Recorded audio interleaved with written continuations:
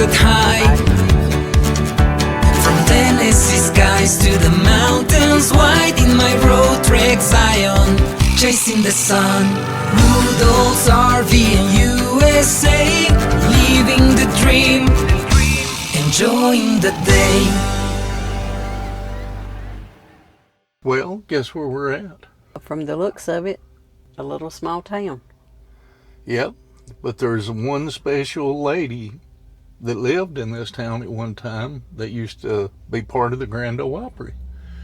And the little town is well known for some stuff. So. Well, it's the best known to be the home of Grand Ole Opry star Minnie Pearl. It's a quaint little town. It's located just about an hour southwest of Nashville. It says you'll have music, fun, and outdoor adventures. It was established in 1820. Gracious, that's been a long time. These little towns have got unique spots in them, and they're always fun to come and look at. A lot of the town squares is going away nowadays. They're building bigger complexes everywhere, but it's still good to come back to the old hometown downtown on the squares and see everything. We're going to get out here in just a minute and see what all's to see before we head to our next destination that we'll be telling you about later.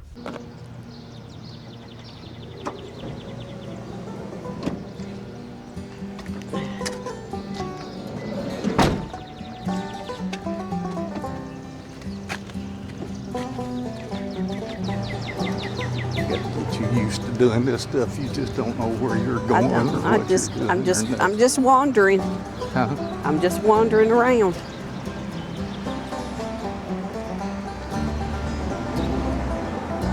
Look, it's little Minnie Pearl. Well, I guess if you was at the Grand Ole Opry years ago, you could have seen this young lady. She was very intelligent and smart, but Tennessee was always known for their hick towns, and a lot of people said that they were backwoods, I guess is what you call them, but the backwoods people were probably a little bit smarter than those city slickers that used to come to town. You could learn a lot from them, and I'd say that she was probably one that you could learn a lot from. But she was funny, and she was part of the Grand Ole Opry, along with Grandpa Jones, String Bean, and all those that used to be there. Roy Acuff. I can remember in my younger years going up to the Grand Ole Opry, actually going backstage and sitting in with them and listening to them play and pick and tell stories, and as everybody says, tell stories and lies and stuff, but it was really fun. But you had a little bit of interesting stuff about Centerville you was going to tell us. It was, not only did she come from here, but another singer that came from here was Dale Reeves. Yeah, Dale Reeves was part of that too, part of the Grand Ole. And said that the town actually used to be called, if I'm pronouncing it right, Caldria. Caldria? Yep. And said somehow or another a state senator named it Centerville, but he misspelt the word and was using the S-E-N-T, and somehow later on it got changed to Centerville, which is C-E-N-T.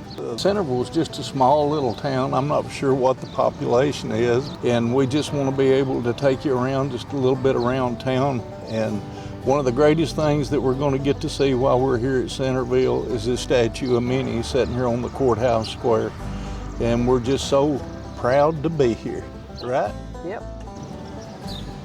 And one of the things I wanted to do was just sort of give you a little look at downtown Centerville. Of course, you can see a lot of the old buildings and stuff that's still here. And one of the main buildings is the old courthouse that's still here. I still like the little pink car. Cute, ain't it?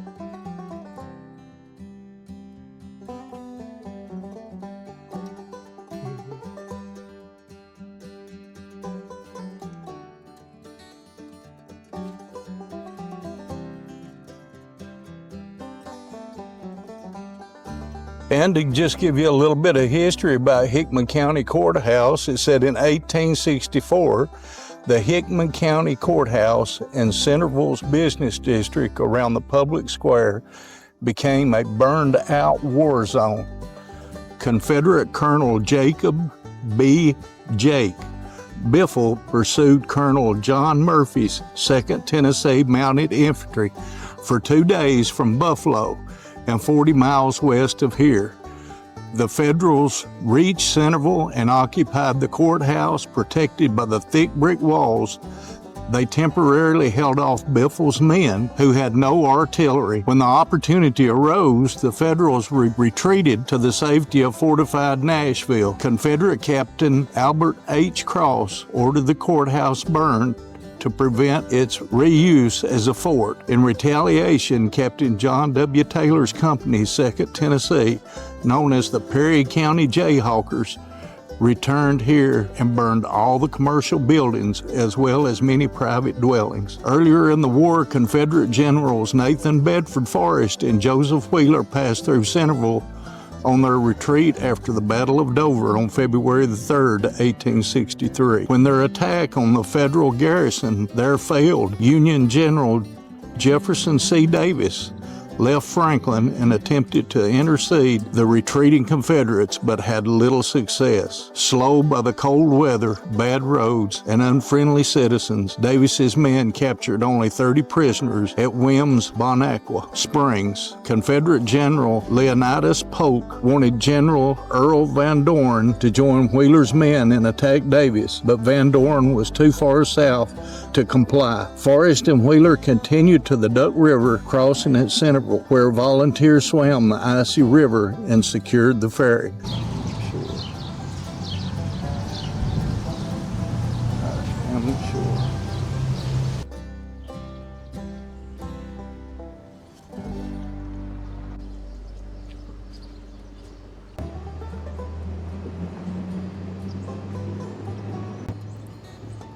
Pace's Department Store.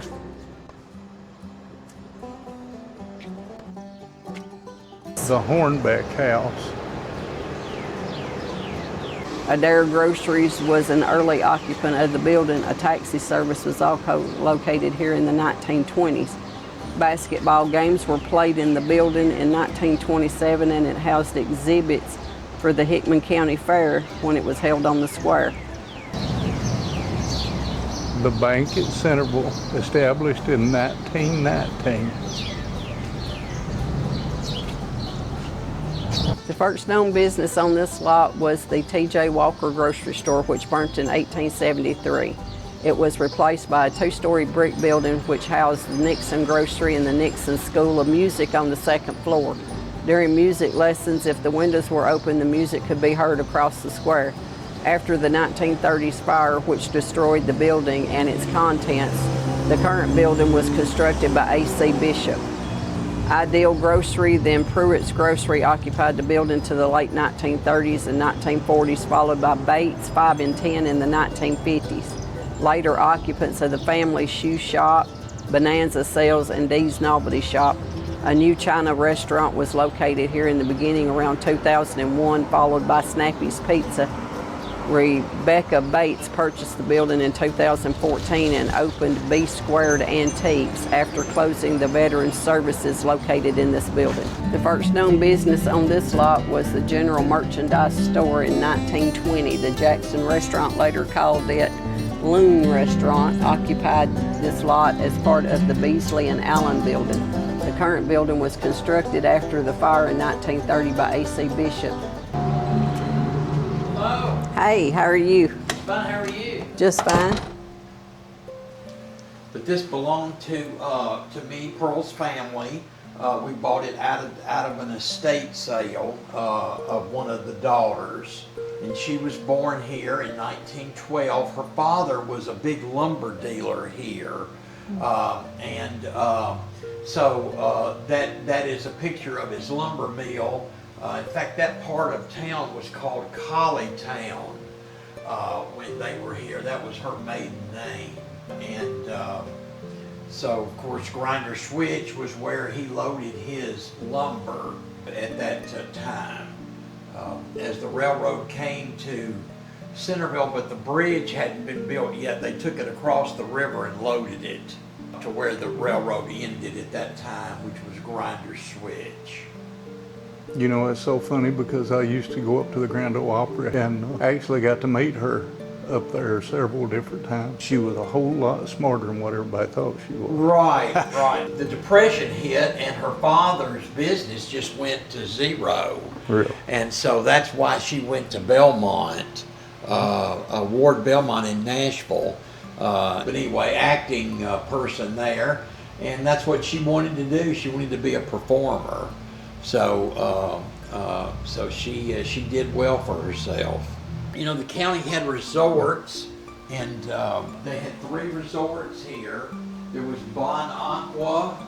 I remember Bon Aqua. Bon Aqua, which that's the last Bon Aqua hotel. And there are some earlier images of it up there too, in an earlier days. And then they had Prim Springs, which never had electricity, and there were no bugs at Prim Springs. Apparently the mineral waters had something in them that sort of kept mosquitoes and things like that away. Isn't that weird? We need to find out what that is, because whatever it is, we could probably make a fortune off it. I need a lot of it. And then Beaver Dam Springs, which is the only one that still exists, and it is now Presbyterian retreat called Nakomi on that. But yes, she never would allow electricity to be put in. You walked around, and I mean that would just be so neat today. That is, it's all fallen in. It's just all collapsed. And that's called Prim Springs. Prim Springs. It's down near kind of the Natchez Trace. Oh, okay.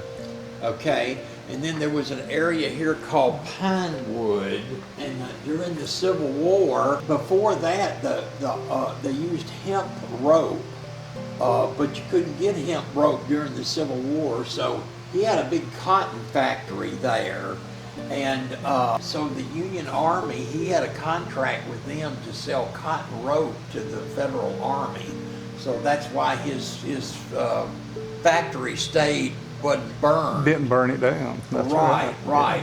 And but I mean, afterwards, after the war, he built this big house down there, which really kind of rivaled anything in Nashville, and was actually designed off of a house in Franklin. And again, he was super wealthy. He bought a lot of plantations down in Mississippi after the war, because he was a cotton guy, so he, and all these things were just abandoned, but the slaves still stayed there. The older slaves, the younger slaves ran off, but the older ones stayed there. And but it was the largest town in Hickman County at the time of the Civil War. There's a guy down here that's bought a lot of buildings and is refreshing them, because it just cannot support, all this stuff. So a lot of little stories here. That's a baptism that took place here. At one time, you could see people there in their buggies. And a lot of little old stores were all over the county. They're all basically closing. Yeah. Many of them. Right. So Davy Crockett made his first political speech here on the square before Centerville was even the county seat. But he came here. And they were having a squirrel hunting contest, and he was a very good shot. His team won, and so he made his first political speech here. We just got back from visiting Polly Crockett's gravesite. Is that right? And went to it not too long ago. Now, where is she buried? She is buried in Winchester, Tennessee. Oh, okay. She is probably about, I think it's halfway between Winchester and Fayetteville. Okay. That's where it's now, was that his mother? No, that was his wife. So, and this is the courthouse that was here during the Civil War, and it was occupied by the Federals for a period of time, but this was guerrilla territory. The Union never could really hold it. It was too rural. Right. It was too they were all around us. They were in Williamson County and Murray County, and they had taken Perry County. But here, if they didn't send enough troops, basically the guerrillas would mass, and so You couldn't really kind of go out with just a Right. few, okay? So they held the courthouse some, but they kind of turned it into a fortress. And then in an odd deal in 1864, after the Battle of Centerville, they call it, but the Confederates burned the courthouse to keep the Union from using it as a fort. Right. And then the Union came back and burned most of the town down after that. This is 1823 is when it became the county seat. The first county seat was in Vernon, where Davy Crockett went after this place. And, Davy Crockett wouldn't, he eventually sided with Vernon and wanted to leave the courthouse there. But when he was over there, he said, he said, they're talking about moving a town. I don't know how you move a town. Right. So he didn't really answer the questions. He just kind of played around with it like that. Now, this is really neat. Now, this was the Meriwether Lewis grave. Have you ever been to it on the Natchez Trace? We've been on part of the Natchez Trace. We're going to go probably tomorrow. Well, Meriwether Lewis, of Lewis and Clark, was on his way back and stopped at the Griner Inn on the Natchez Trace. Everything here says he committed suicide. Now, there's lots of books that say he was murdered, but the evidence is pretty heavy that he was. I mean, his own servants were afraid to be with him the night he got there. So, I think he was sort of in a bad shape. But the bottom line, the Griners ran an inn down there. Hickman County was the end of the United States at one time. The Duck River, where we are today, the reason that Vernon was the original county seat and not here is because anything south of the Duck River was Indian territory, would belong to the Chickasaw, okay? My peeps. And so it was only after 1818 that the Chickasaw gave a treaty but before that, Thomas Jefferson, had already bought the Louisiana Purchase. So the United States was kind of down there too. Right. So they needed a road between Nashville and Natchez to get down there to deliver the mail and all that. So he made an agreement with the Indians. Now that the Natchez Trace, the U.S. territory, technically ended at the Gordon House, which is on the Natchez Trace. So it's right at the Duck River. And so then, because whites were afraid to go down through the Indian territory, the government sponsored inns along the way that were run by white folks, okay? And one of them was the Griner Inn. Now, it's also called Grinder, okay? But the name here on the tombstones are all Griner. And so anyway, after the Griner ran that inn for a few years where Meriwether Lewis died, then they came back here and lived in this cabin. And this cabin stood till fairly recently before somebody sold it for the logs right over here. And again, this was the Griner cabin. And so this is where they came. So that is basically what it would have looked like. It really looks like it'd be super primitive house. So now, is that how Grinder Switch got its name? It's named, that's right. It would have been Griner Switch, but it's Switch. Grinders. But I think it was easier for people to say Grinder, Grinders. okay? Yeah, in fact, when the railroad came through, they came into Mrs. Griner's house and to get the right-of-way to come across her property and come right on into Centerville. And so she said, well, I'm going to have to discuss it with my husband. So she goes in another room, and her husband had been dead for 20 years. So she talked to his picture, and she came back and said it was okay, but she wanted to be able to board the train. So they made her a little, that days was called a flag stop. You could go out and wave a handkerchief and stop the train back in those days. 70s, I think it was, they tried to make a Grinder Switch Park, and they actually brought in a depot over there to serve as the headquarters, but it just failed financially. They never could sort of get all the money to make it go and all that.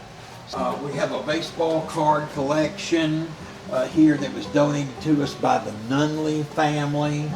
Is Van Horn Weems. He owned Bon Aqua at the time of the Civil War. He was killed in the Battle of Atlanta. This was big guerrilla territory. The Union couldn't defeat the guerrillas, and so they decided to use different tactics, and that was to recruit men from the area to be Union soldiers. So when they did that, that really made the guerrillas mad, and so they killed they killed the captain of that group down a little place called Little Lot, and so the Union came back like 2 days later and found these two boys having breakfast, and basically went in and killed them, and we're lucky to have their picture. And then this image here in this magazine, which I own, I need to bring the real image in. That is the only image that has ever been discovered of two brothers that were on opposite sides. Now there's a lot of brothers in pictures that are on the same side, but it was so rare that they put it on the cover of the Military Images magazine. The other thing here, we have the broadside from the Civil War, and the thing that I like about it says, let us go and do battle for our native or adopted soil, and then settle the question, is it who's to blame? So in other words, let's go protect ourselves, and then we'll figure it all out in the end. They said, let God sort it out. Now this was big Indian territory as well, as I'm sure Winchester was too, I would think. And this effigy was dug up at the Piney, where the Piney River and the Duck River meet, was a fortress. Okay, what they call an Indian fortress, and that was dug up there. It's called an effigy. But the big effigies around here are part of what they call the Duck River Cache. I don't know if you've ever heard of that. It's at UT, has all the things, and they have their two effigies stand about this big, and they were called Adam and Eve. Okay, now Eve they were separated. The Rockefellers bought Adam, and he is in the museum, in the Metropolitan Museum in New York, not Museum of Modern Art. Okay, the Metropolitan. And Eve, they think, is owned by a private collector in Mississippi. But the artifacts that they found down there, like, how we normally think of an arrowhead sort of being about that long, these things are called swords, and they're, about a foot and a half long. They have turtles and spirals. They were very ceremonial down there. And that's actually down in the area of that little spot is where Jesse James came back and lived when he lived in this area. He lived in Nashville for a while, but he had a farm down in Humphreys County. He lived over on that property. Now, what's your name? My name's Gary Waddy. Gary Waddy. My name's John Woodall. All right. Nice to meet you. I just wanted to make sure I put that in here so I'll know who to tell me about that. That's fine. Well, we've got iron. This was iron territory. We do have a quilt back there that was part of the bicentennial 1986 celebration. Well, Minnie, you are a legend, and you have served your community well, and you will never be forgotten.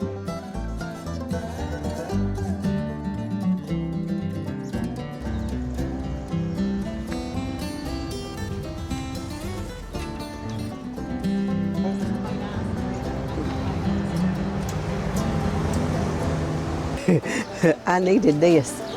They had ice cream sandwiches, muffins, and the best coffee this morning.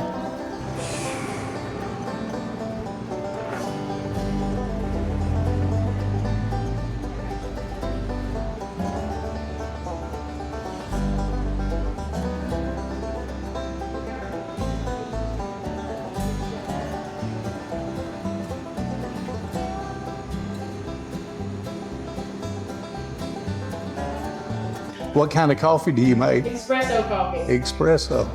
So now what makes y'all's espresso better than everybody else's? You've got to have a It's niche. made with love. No doubt. Made with what? Made with love. Yeah. Oh, okay. So how long have y'all been open here? We've been here for about 3 years. It used to be Reese's 3 years? Cafe. All right, thank you. You guys have a good rest of your day. You too, huh? I hope you got some good cooks on here. Centerville, Tennessee, the heart of Higma County, is a town steep in history. The square has seen its shares of changes over the centuries. Fires were not uncommon, and the square was rebuilt several times. The Civil War also had a significant impact on Centerville. Today, the Centerville Square retains its historic charm while also serving the needs of a modern community.